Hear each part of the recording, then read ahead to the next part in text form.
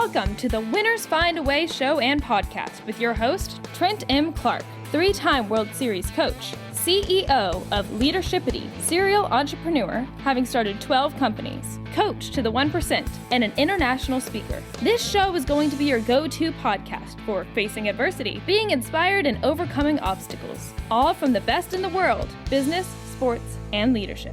Hate the crappy ingredients in many beverages and energy drinks? Rebellious Infusions are the go-to functional beverage. They have 5 or fewer plant-based organic ingredients, no sugar, no calories, loaded with antioxidants to boost your immune system, and L-theanine for brain health. Rebellious Infusions are available at drinkrebellious.com. Rethink your drink. For 10% off of your next purchase, use the code 99999.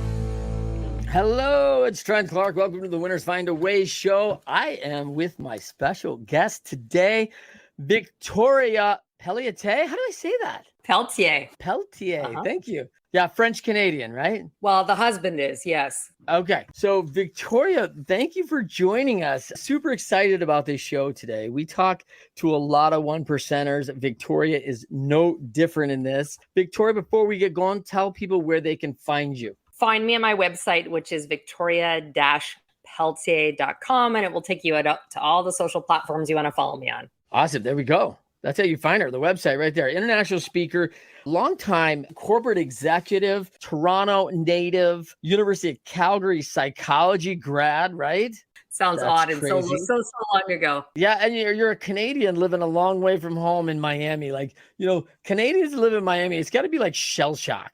Like, it's so different. Like, what a different environment. Yeah, very much so. Although there's a massive population that are snowbirds that come and live. And for some reason, it's Fort Lauderdale. That seems to be where most of the Canucks want to hang out up there and wait a little bit more diverse down here in Miami Beach. Yeah, but they're also like 40 years older than you are, right? Like, in fairness, like, you don't have blue hair, right? Like, I mean, I get it that I want to retire and like hang out in Lauderdale. But I'll tell you what, I'd retire and move down to Lauderdale, Miami right now and feel good about it. Yeah. And as a Canadian and lots of snow, particularly my husband, who's from Quebec City, who gets an average of over 3 feet of snow a year, he's very happy that I keep taking us further and further south, and he'll never have to see snowflake unless it's by choice again. And yeah, so we're going to come to that a little bit because there's some key things that you have to have as a Canadian. And even in the environment, I mean, a little bit of just cold every once in a while, you got to feel it sometime, right? Like, it's home.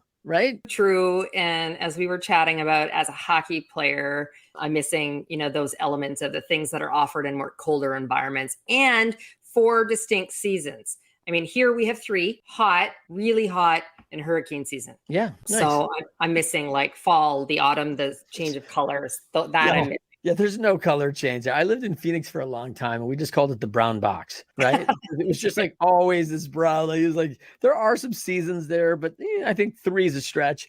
Yeah. But so I do miss the seasons when I lived there. And my wife really did. Like, that was like, whoa, like when is it going to go fall? And I'm like, this is fall. 70. It's 70. This is fall. So now listen, you're this superstar corporate executive. I mean, IBM, American Express, Accenture. I mean, you're a 24-year-old COO. I mean, logoffbadass.com here. Like, how do you become a 24-year-old COO? Walk me through that. Well, so I started working at 11. I worked in like the MX, or what was, because we can call child labor law right now on that one. Like, no, I'm just kidding. Yeah, I think it was legally allowed then. So no, legally. And I, worked in a hair salon doing everything but cutting the hair, cleaning and sweeping and making appointments and all that. Yeah. But even by 14, I was the assistant manager of the shoe store I worked at. I graduated at 16 and went off to university and was working in a bank. And that was not the plan. The plan was I was going to be a lawyer. Hence the psychology helped me with understand the psyche of, those I either defended or, were prosecuting. But I loved the business world. So I worked in banking, and I learned that, I had great control over my skills and the lesson and what I learned. So I learned as much as I could. I had my securities license even in my early 20s, and my work ethic and how I delivered everything. So that got me promoted up through, the ranks within the banking world. And that I then got recruited. Yes, massive stretch role for a 24-year-old, although I'd had, a number of years of experience, but I had contact center experience. And the world of business process outsourcing 20 something years ago was very much think telemarketing. I know we all get kind of icky feelings around that, but like telemarketing and customer service and some tech support. And I knew how to run large contact centers because that's what I was doing for the banks. And they had large banking clients, which is the environment I'd come from. So tick the box, but it was still a pretty big stretch role.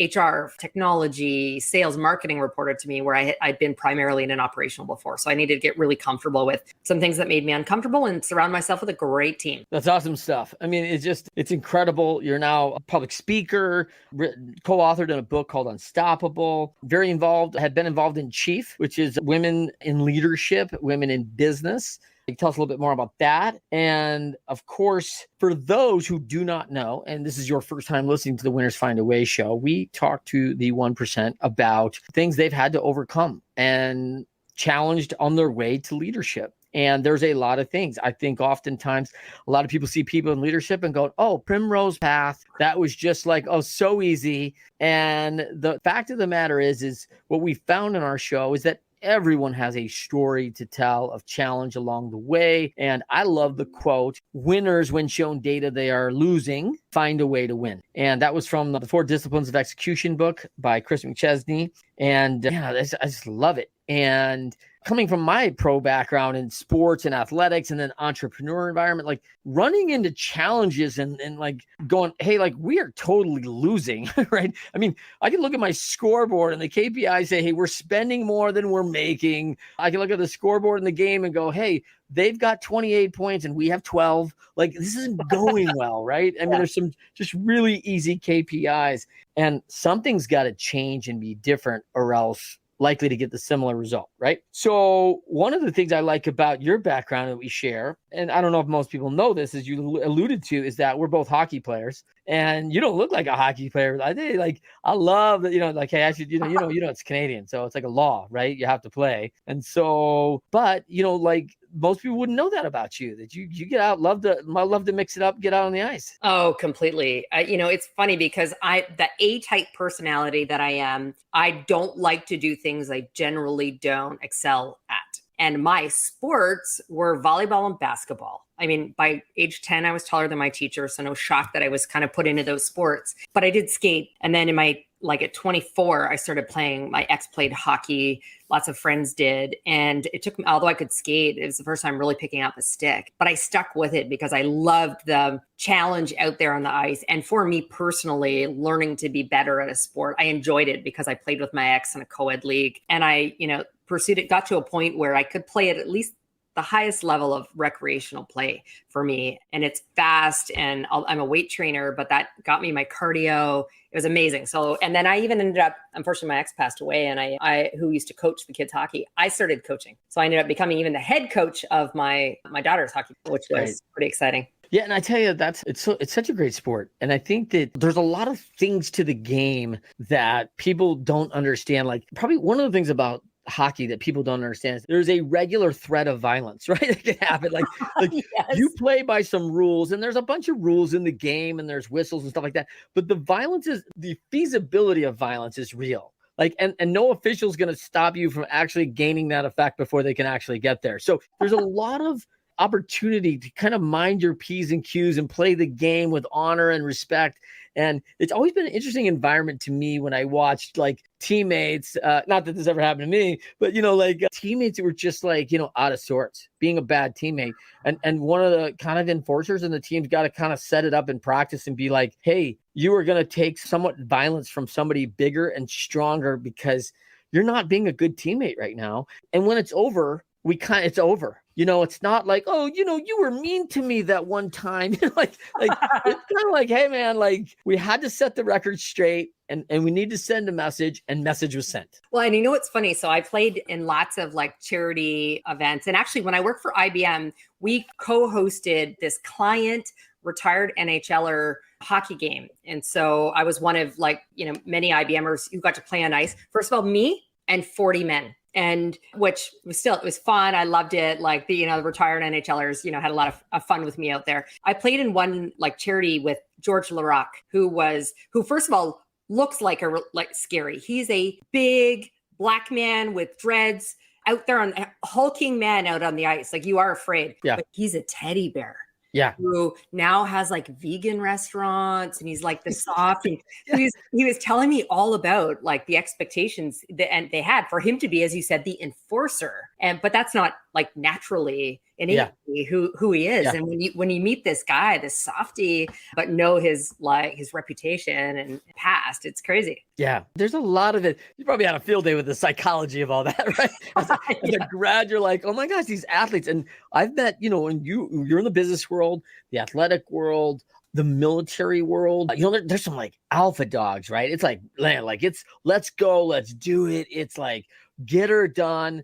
That doctorate in GSD, right? Get stuff done, the nice version. And then you got like, wow. But in that mode, there is this focus and aggression and intent and commitment.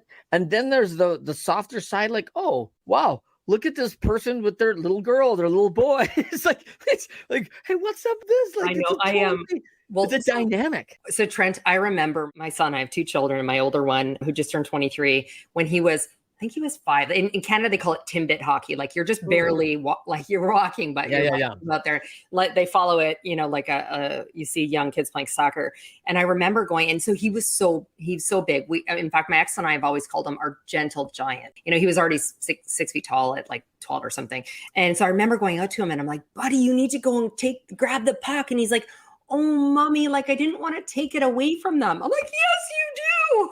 Right? Like just trying to like breed that like, competitiveness and go out there. And it just, that's not innately who he is. That's who I am. But it's funny. Like that's a hard thing to watch in sports, right? It's a very challenging thing when you see an athlete who's very gifted at a younger age, and two challenges really happen. Like one, unrealistic expectations from a lot of adults.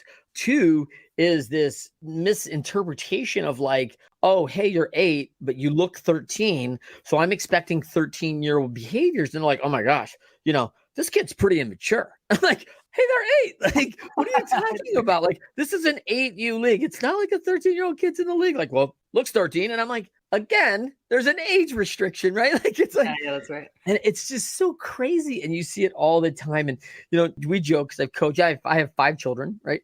And we have 4 boys and a girl, and all my kids have played sports. And the running joke is like, wow, that was kind of a bad play there. Sometimes they act like they're 11. Oh, that's right. They are 11. Like they're 11. Like, and they get around me and they're like, well, I'm going to be a big leaguer. I know you had a lot of time in the major leagues. I'm like, not at 11. He's not. Like, he's going to be a kid. He's going to make all sorts of mistakes like I did. Like, and by the way, watch a big league game. Watch the NHL. They make all sorts of mistakes. It's crazy. The competitiveness and what I saw from some of the parents, like, so actually I remember my son, made like, he played, a at like the higher competitive levels, and just, at 11 or something, I think was when he first moved up there. But like the dry land training and the this and the that. And I think the parents who were like living vicariously through their children to be, the major leaguer, which it's just insane. Well, yeah. And obviously people knowing my background, I get that like almost weekly in a rink, at a ball field, something like, hey, I'd like you to take a look at my 9-year-old. I think he's got big league talent. I'm like, you're kidding, right? Like, hey man, he's 9. Like you just need to let him or her enjoy the game, like love it and just have fun. Like, this is great. And like, if they really want it, like they'll go get it. Like they will go get it if they really want it. Like, but you can't want it for them. I was devastated with my daughter, who is a very high level goalie, which is harder to come by. And I have a goalie. Female at that, who, when we moved back to the US, all I had to do was almost just say that she's Canadian, but then, to just show some, and she played up several years. She actually played with some of my women's leagues. And so she was in on all these teams. And then she made the decision. It was too much pressure. In fact, her prior team made her be the only goalie. They didn't even have a backup for her by choice. And she's like, no, Mom, I don't want to play anymore. And I was like, do you know how much, like in college tuition, you are foregoing that Mom's going to have to pay? But I was like, but I didn't want to be one of those parents. So I let her make the decision. Yeah, and the big fear is that this huge commitment. I really appreciate that. We all of us, like, we get unhappy for a moment. There's a season not going the way we want it to go. Man, all of our visions of how this thing was going to go isn't going that way, right? But do we throw it away? And my fear for these kids is that there's an age window. And it's not like, hey, at 24, I want to turn it back on again and get this thing going, and maybe you'd do a draftee choice. I'm like, that's not how it's going to work. That's right. This is a decision that you're making. And I know it's hard at 17, 18, 19 years old, but this decision is a one that is going to be predicated on that's it. I mean, and it's going to be hard to reverse. And so it's hard to, it's such a young age to like bring quote unquote like finality to it. And it's challenging. But, I want to dive into you because, you were a young kid and a good athlete, but you're a kid who's been through some things. I mean, some real things. And I want to talk a little bit about just quickly you kind of sharing your story and quickly talking about like, hey, I say a lot of things about abuse because I've been through some. And I just want to revisit it. I don't want to relive it. Right. And when we talk about that, that's what's very important in a relationship is we learn from some things that happen. And I know, Victoria, you're very balanced. You talk about this a lot, so I'm not concerned with you. But for people out there who are talking with people, I really encourage you on that we're going to talk about it. We're going to move on. And it's really important, I think, because Victoria, it shaped a lot of things of the way you are. Yeah, it did. And so what I will tell you is I wouldn't have shared this story as openly as I do now until probably 10 or so years ago. Maybe in one-off settings for sure. And I realized the importance of me sharing my story for many reasons, but I've spent a significant amount of my time coaching and mentoring others who want to know what's caused me to be so driven and achieve the levels that I've achieved. And I would be doing them and myself a disservice if I didn't tell them my why. Simon Sinek, start with why. Like, you need to understand my lived experience is a big part of what's driven me to get here today. So mine is that I was born to a teenage mother who was addicted to drugs and was exceptionally abusive to me. Like a dislocated shoulder at 18 months. I pushed upstairs, downstairs, a cigarette in my eye. I wore a patch for months. I went in and out of care. And Julie, my biological mother, ended up meeting a couple that ended up adopting me. And it was because my mom, and my mom is the woman that raised me, said at some point after all of the, time she'd watch me after one of these sessions, she said to Julie, like, I would love to take her away and take her out of this. And that's on the heels of the last thing Julie said while I was living in her care, come and get her before I kill her. So that was my experience. And then it wasn't like all sunshine and rainbows. My parents were, loving and certainly no abuse. And my mom was a phenomenal woman who I attribute a lot of my ability to process like challenges and help me be really self-reflective and aware. But socioeconomically lower, my dad was a janitor at a school and my mom a secretary. So when my mom told me, I think I was 11, she's like, Tori, you need to do better than us. She meant like education and vocationally. But for me, I knew I was determined to be better than the biology or the circumstance. Yeah. And going back to, me knowing I could control in a work setting, my education and my skills and my work ethic. So that's where a lot of it comes from. And my ability, I do think, however, this level of resilience and, being unstoppable, there's a part DNA, fight or flight. I'm a fighter, but I also had to learn how to be more effective at dealing with challenge, adversity, and trauma, and a healthier way of doing it. Because like compartmentalizing it and never dealing or processing with it isn't healthy. You might be able to move on, and at some point it might catch up to you, but also how it can impact your relationships, et cetera. So that challenge is a big part of why I think I am where I am today. And some of the reasons I talk so openly about it now is to help others. Yeah, such a challenge. I think one of the things that I learned, and I think this is a big part of diversity, right? And a big part of diversity is not just, I think when people think diversity, they think skin color. Mm-hmm. I think diversity is like way bigger than that, right? Like, it's like, hey, what's your socioeconomic background? What's your education levels? What did you, because education levels are all sorts of different education. Like, there's a lot of people got educated on the street with no book smart, right? And I go, dang, super smart, right? And applied in a different way. And of course, being in professional baseball, the diversity we had involved with 25, grown men from 11 different countries with 6 different languages. Like it's crazy. Like all the stuff that you have to go for a common goal and come together.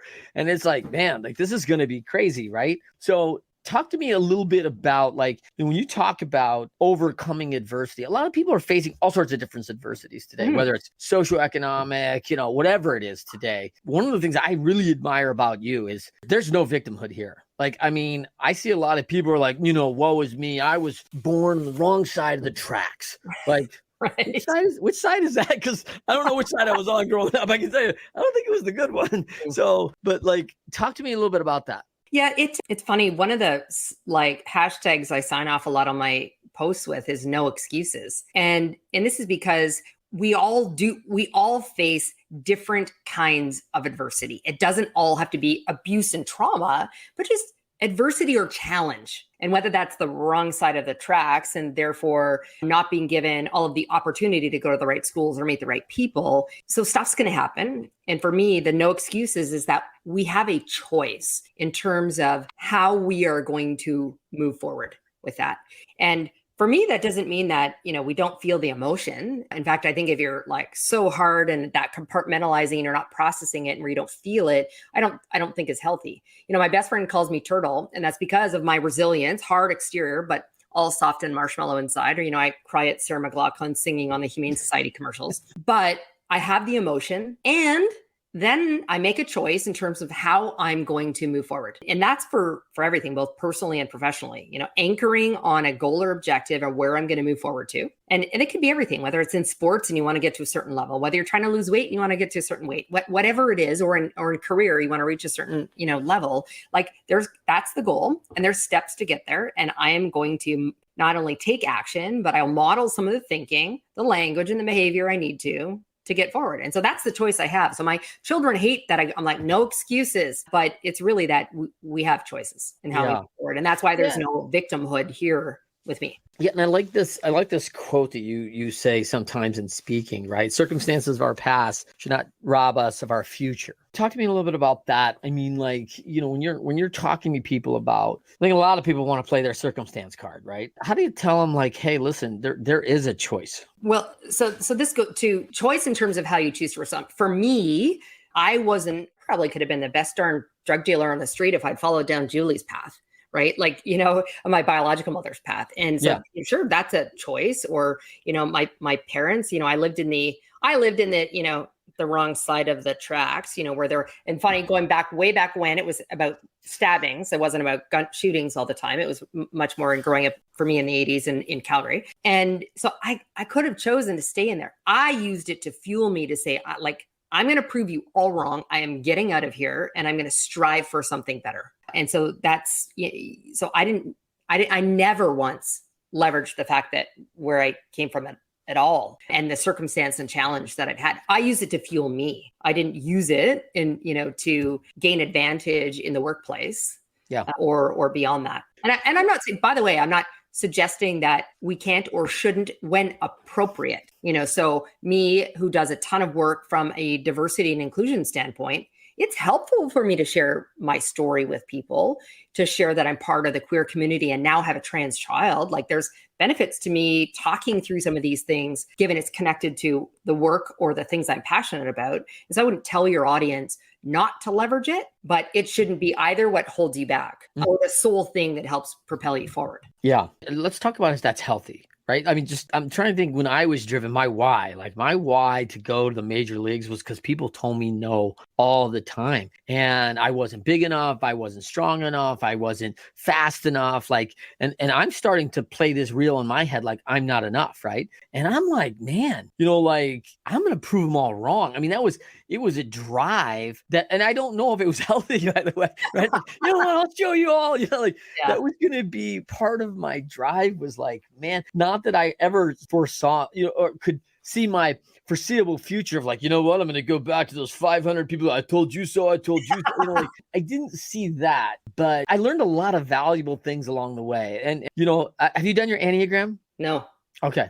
Because I'm an 8 on the Enneagram. Like I am a fighter. Like I am like, fight or flight. I don't understand the flight part. So I'm like, dang. It's, when you do this guy, you 8s are kind of angry. And I'm like, dang, am I angry? Like, like I don't feel angry, but yeah, I think that it's that fight part, right? And I mean, it's served me, but I don't know if it's always been healthy. Is that fair? Totally. I agree. I don't think I always had a very healthy way of thinking about things, and from a host of different ways. So my ability to compartmentalize or push people away before they ever hurt me, that was a defense mechanism, not healthy in relationships. So that would be one. I was determined. No one told me I couldn't because of biology or socioeconomic status in my family. I had this vision that I was going to prove them, even if they didn't say it out loud. I was going to prove everyone wrong.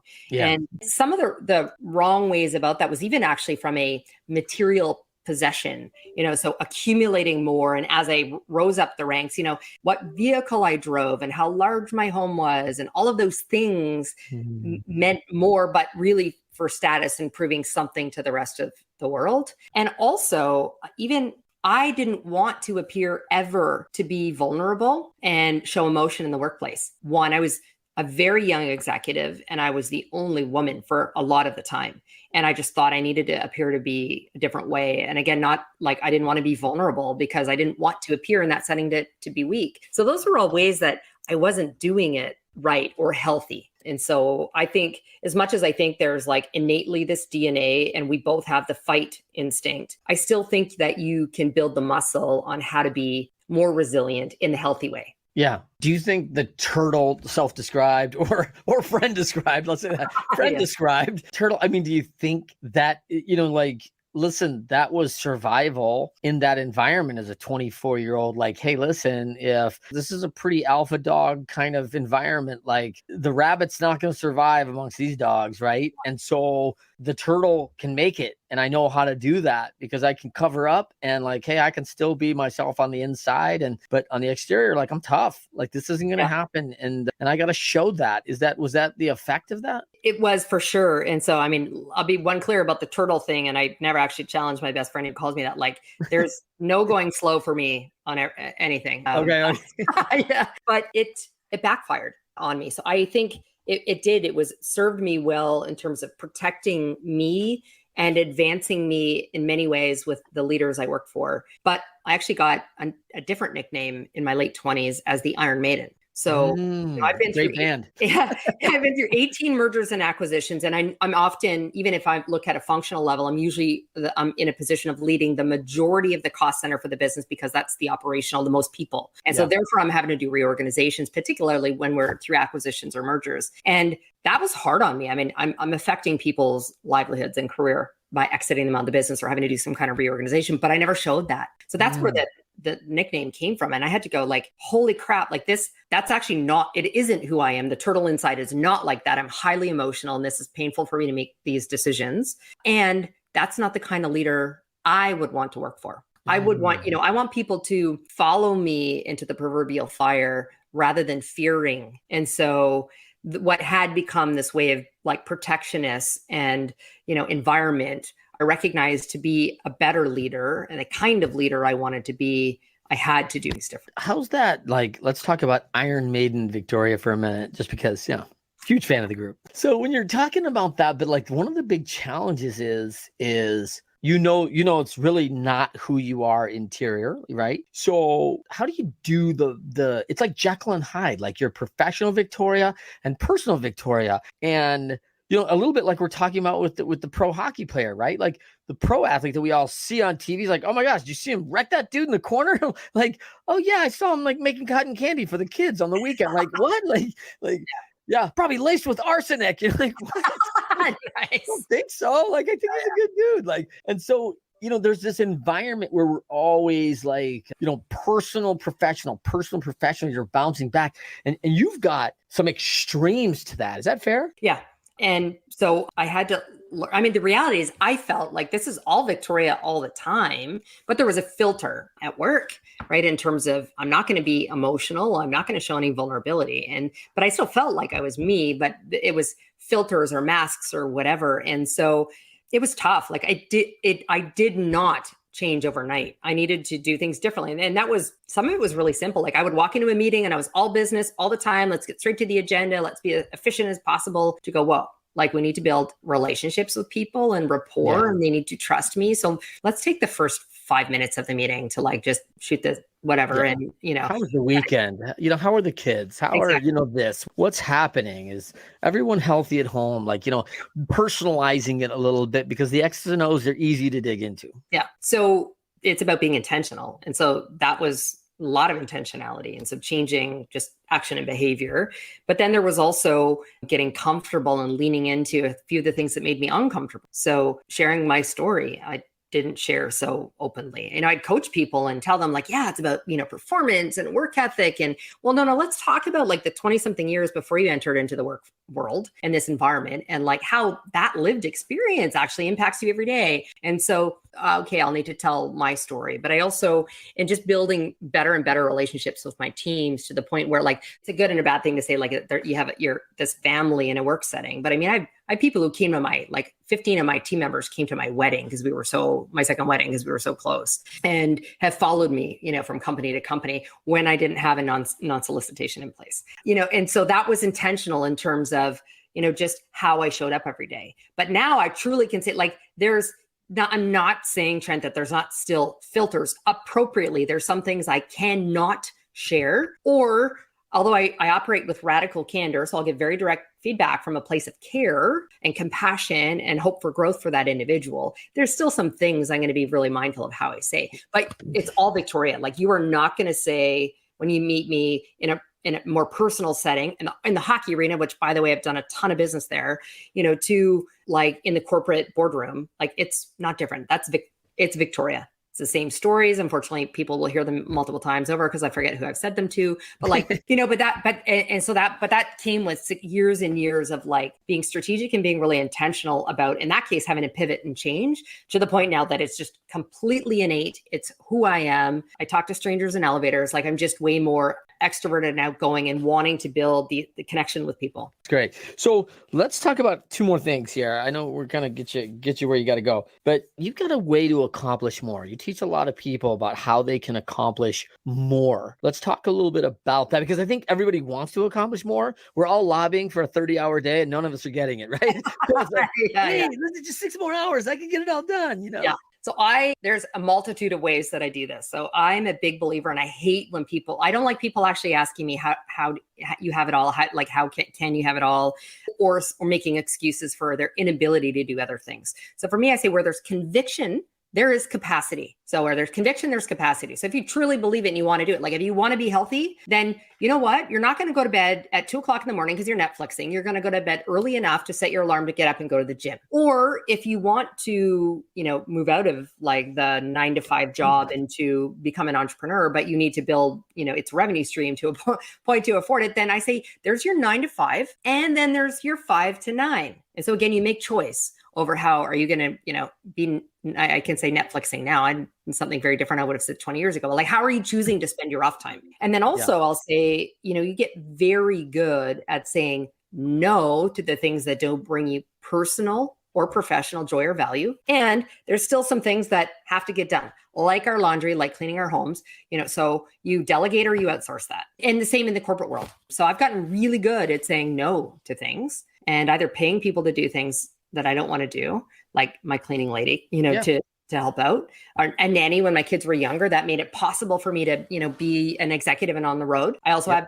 had supportive like partners. So I will acknowledge that, both in my first marriage and now my second. But I've chosen, how to do those things. And even as an entrepreneur, and a lot of your audience is an entrepreneur, and they think, I don't have enough money to do it. Like, I've also just said, there's really creative ways. Most of us know about the gig work now between Fiverr or Upwork, and the ability to get stuff, but also like the barter and trade of services. Like, there's a significant number of ways to go about and be effective, versus thinking you have to do it all, particularly if you don't have skill in all of those areas. Yeah, for sure. I think two things. I want to get that quote right. Where there's conviction, there's commitment. Is that right? Capacity. Where there's capacity. Thank you. Capacity. And I love that, right? Because we do create capacity all around it, what we want to commit. I mean, it's the biggest challenge when people tell me they don't have capacity, and I just watch them do something that I would never do for 4 hours, right? wait a minute. So you're just not convicted on this. Like, that's just kind of fair. And then, I also love the fact, like, this saying no. You sound like Nancy Reagan, just say no. But, I think that there's also, I've always said, hey, saying yes to everyone is saying no to somebody, whether you like it or not. Like, you are saying no to people. Right. And that shows up in a lot of different ways, because all of a sudden you don't have the capacity for them. And it's like, oh, well, you're telling me you can't make my game, Mom. You can't do this because you got to go out of town and like, yeah. So they're like, oh, this could burn me a little bit on how I've said yes to everyone. So I love that. I like this one of your management. Let's close with this one. There's no schedules. There's just deliverables. Yes. And I've had this saying with my team years and years before the pandemic, and we worked from home and gave a lot more flexibility in the workplace. And I hire talented individuals whom I trust. That's inherently built in there. So let's be very specific around what does success look like and what are the deliverables that we must meet for one another and for our clients or customers. And so you've never had to ask me for permission to leave early to take a child to a sporting event or take an aged parent to a doctor's appointment. I trust you. We have to get this, to the client by the end of the week, Friday. So if on Wednesday you need to leave at 3:00, like, have at her. But I have expectations around the deliverables, and I'm very like, and if you can't meet, I'm not one who says like, we're not going to flex on that. Manage my expectations. Or client, I'm a little more sticky when it's clients, but like, let's manage the expectations and just let's work towards the deliverable. So if it only takes you 30 hours to get what it takes other people 40 hours to do in a work week, amazing, good for you. Yeah, I think it's one of the challenges. Like we kind of teach on the same thing at Leadershipity. One of those big itties, right, is that dependability. And, when I hear you talk about it, we talk a lot about, I'm not managing on expectations. I'm managing off agreements. And so I don't want to like miscommunicate what the expectation is and what you think expectation is, and that's all up for interpretation. Like, here's the agreement. This is what we need. This is the deliverable. This is what, you kind of set that in deliverable. This is what it is. This is when it's by. We all understand what the deliverable is. Don't care how you get there. You have autonomous ability to move inside that because I trust you. Now, where a lot of people go, I'm feeling micromanaged. I'm feeling very micromanaged. It's like, you've proved that you're not dependable. Like, we've had these deliverables and then you miss them and you miss those deadlines. You said you'd have this to me by next Friday, and then you don't make your own agreement and you don't communicate during that time of why that may have changed or what happened. And then it's Friday, a bunch of team members have expectations that, hey, I'm going to get this now because the agreement's set. And now none of the information's available and all the rest of the team is now affected because there's no communication around it. Right. And so it's like, well, I'm being micromanaged because you didn't prove trustworthy. You didn't prove dependable. You didn't prove the adaptable to the situation. You didn't communicate. Like, there's all these skill sets that had to happen inside that. Exactly. Yeah. But then as a leader, this is where some of the tough stuff comes in and having the hard conversations. When I've terminated people for performance, it's never a shock or surprise. We've had a multitude of conversations and opportunity and coaching and development. Yeah. I think that's my worst experience of leaders. If you're a leader out there today